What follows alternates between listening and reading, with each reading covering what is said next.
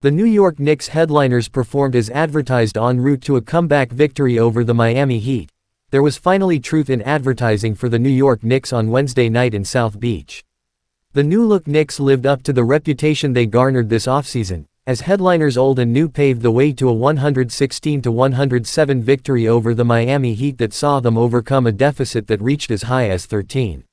Wednesday marked the opener of a 4-game road trip, the Knicks' first lengthy stretch away from Madison Square Garden this season.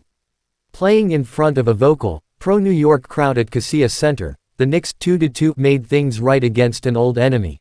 Having put up only 27 shots total over his first 3 showings as a Manhattanite, Towns put up 24, sinking 17 en route to a 44-point showing. Towns scoring, the third best by any player in this very young NBA season, 6 short of Paolo Banchero's 50 for Orlando on Monday, also earned his third straight double-double with 13 rebounds.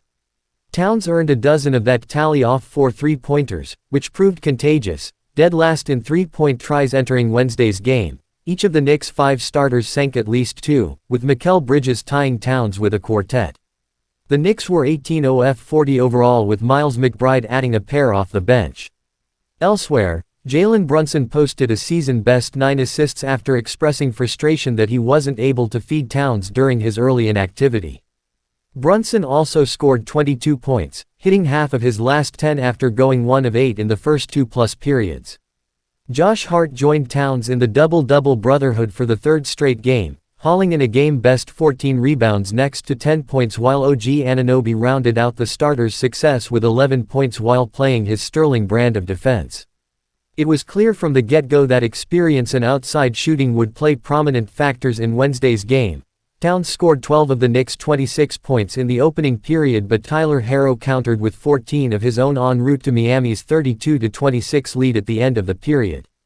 The Knicks kept the deficit even by halftime, but the Heat supporters, fighting the Metropolitan invasion, made their voices heard when back-to-back triples from Herro and Nikola Jovic created a 70-57 advantage just before 4 minutes went by in the third. From there, however, the Knicks tipped off a 30-10 run over the last 8 and never surrendered the acquired lead. The Knicks made no effort to hide their relishing of the three-pointers' return, hitting 6 in that span to create the game-changing advantage. The Heat 2-2 never got it down to a single possession after that, and their slice down to 4 was snuffled out by one last 9-1 tally capped off by a Towns triple that put the Knicks up 12 in the penultimate minute.